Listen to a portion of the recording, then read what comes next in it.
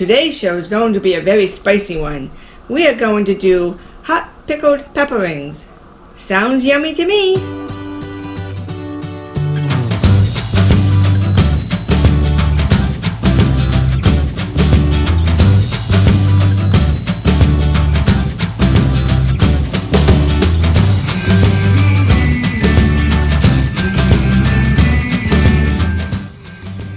Welcome to Pro TV. Hey, glad to see you guys made it. Me too. Today we're going to do some pickled hot pepper rings. And they're going to be spectacular. I'm counting on it. I think it's time for you to go pick some peppers. That's a great idea, dear. Why don't you guys take a walk out to the garden with me? We'll pick a fresh batch of hot peppers and we'll come back in and get this party started. You will. Hey, here we are at the garden. Let's go out there and take a look at these peppers. They came in pretty darn good this year. So we've got some nice red peppers here. These are hot Portugals. Look at how nice those are. Those are going to be beautiful. We're going to pickle some of them, and we're going to pickle some of the conchos.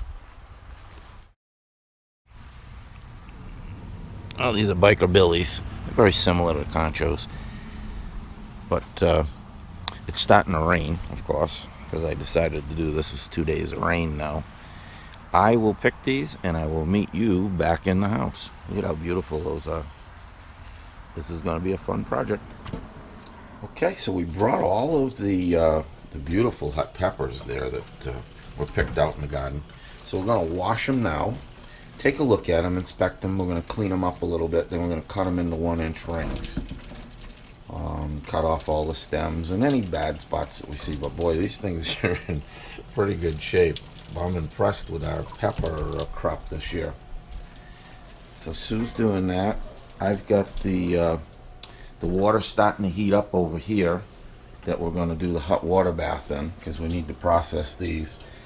The pan on the back burner over there is going to be my hot water to add to the hot water bath, because once you put your jars in there and you're ready to process this, if you don't have enough water in there to cover your jars, you're going to be in trouble. And you can't put cold water or even warm water in there because the jars are already in there and the peppers are going to start cooking, and then you have to heat the water back up. So you want to be ready to go. So that's what that is.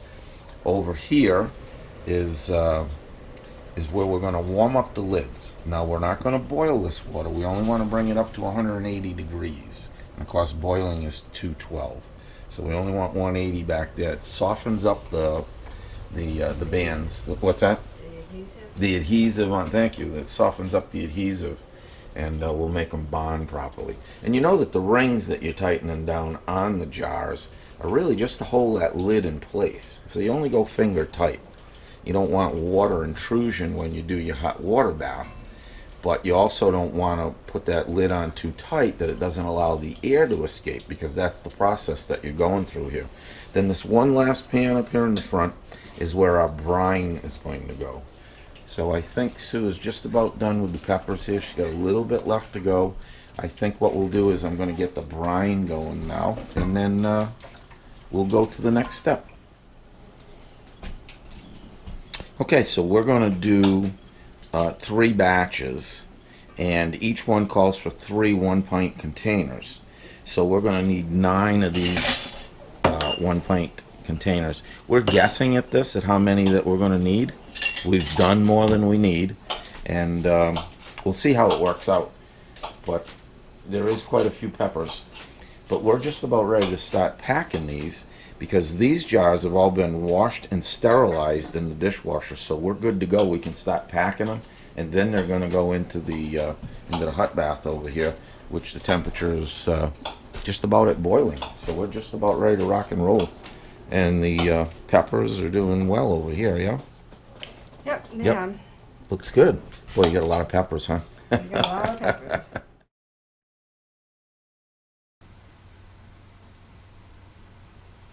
We're going to have to move this along.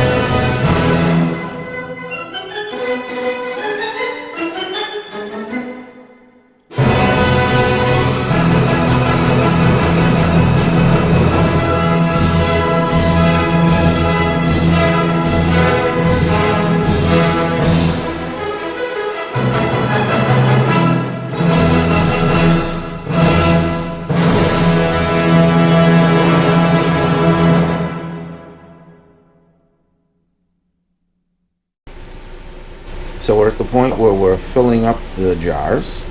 We got pint jars, and you can see that Sue is pushing them down in, because if you don't do that, when you pour in this hot liquid, the stuff is all going to soften and there's going to be stuff floating in there. You're going to think you had a lot in there, but you didn't.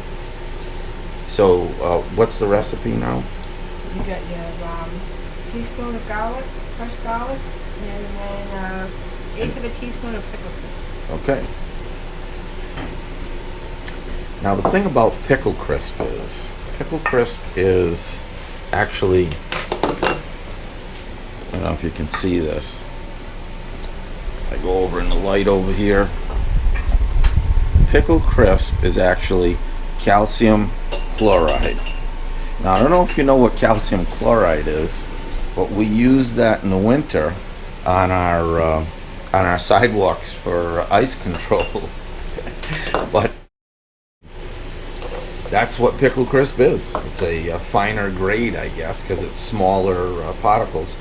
And the thing that you need to know about pickle crisp, it doesn't make these things any stiffer, or what's a good term that I'm looking for? It doesn't make them any more fresher, right? No, they're just...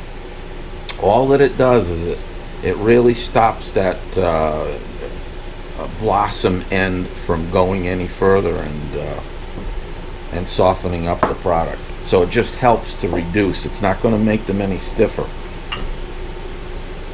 I guess the bottom line is, what I'm trying to say is, you got to use good product to start, because nothing gets better when it's processed. You start to lose quality. All right, so she's going to fill up, I think I can do 8 or 9 jars. I'll get a count for you here. And everything else is doing well. The brine is ready to rock and roll. We are at 170 in the back, so we'll crank that up just a tad. Looks like we've got our water is boiling in the rear, our backup water, and that's it. We'll just get ready to rock and roll here.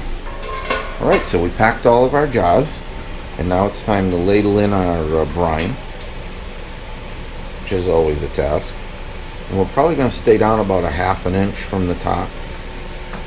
And on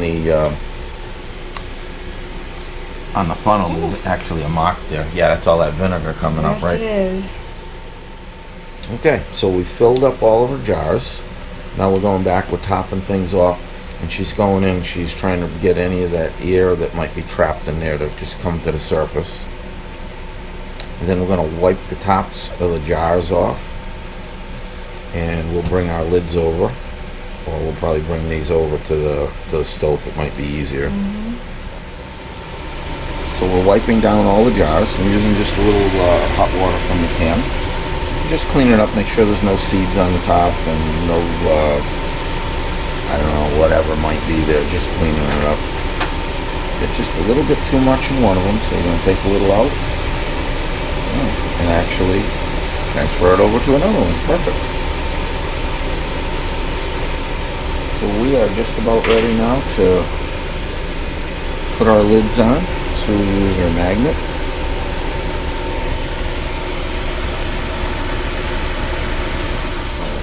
Not all of them. The band's on. Now watch, the bands just go on finger tight. All you want them to do is hold that lid in place.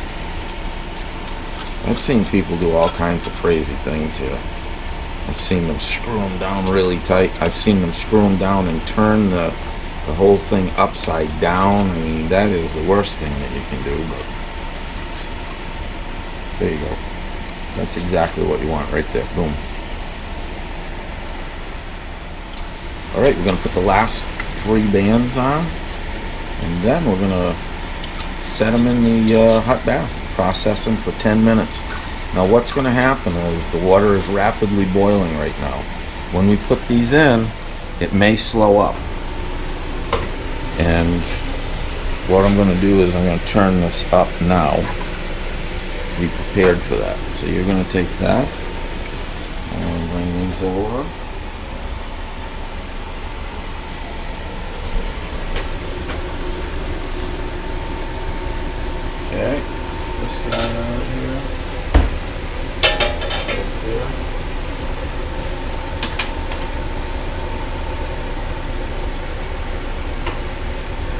in we go. So what you try to do is stay balanced off over here. That's an automatic fan there, so it was getting too hot and it cranked up. I like the sound of that a little better. So you just keep balancing this off so it doesn't tip over on you. Should be able to get 8 in here.